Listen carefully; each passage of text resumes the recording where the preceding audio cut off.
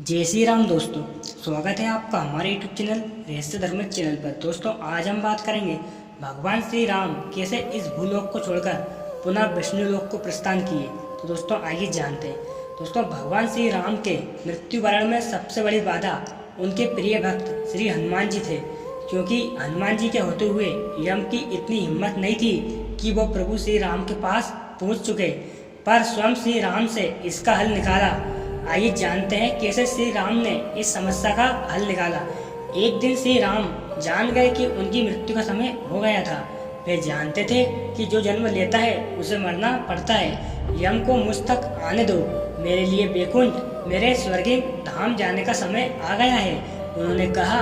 लेकिन मृत्यु के देवता यम अयोध्या में घुसने से डरते थे, क्योंकि उनको राम जी के परम भक्त और उनके महल के मुख्य प्रहरी श्री हनुमान जी से भय लगता था।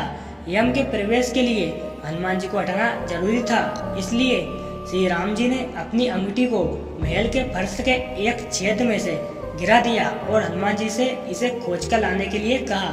हनुमान जी ने स्वयं का स्वरूप छोटा करते हुए बिल्कुल भावरा ऐसा बना लिया और केवल उस अंगूठी को ढूंढने के लिए छेद में प्रवेश कर गए। वह छेद केवल छेद नहीं था, बल्कि एक सुरंग का रास्ता था जो सांपों के नगर नागलोक तक जाता था।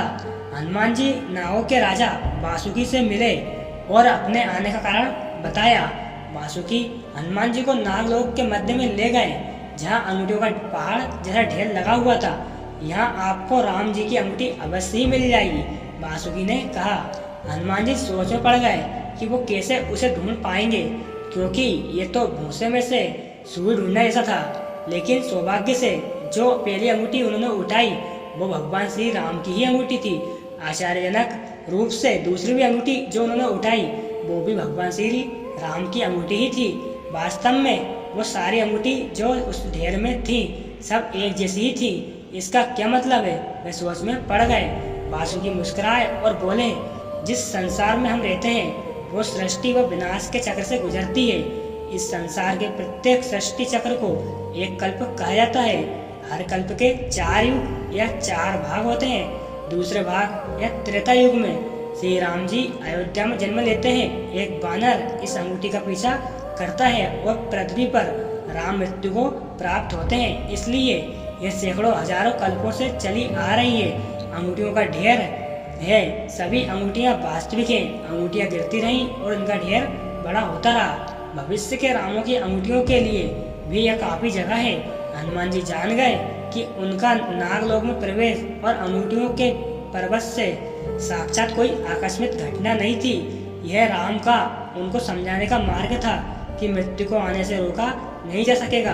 राम जी मृत्यु को प्राप्त होंगे, संसार समाप्त होगा, लेकिन हमेशा की तरह ही संसार पुनः बनता है और राम जी भी पुनः जन्म लेंगे। तो दोस्तों कैसी लगी आपको ये जानकारी? अच्छी लगी हो तो वीडियो को लाइक करें और चैनल को सब्सक्राइब करें तथा कमेंट बॉक्स में जय श्री राम जरूर लिखें। धन्यवाद।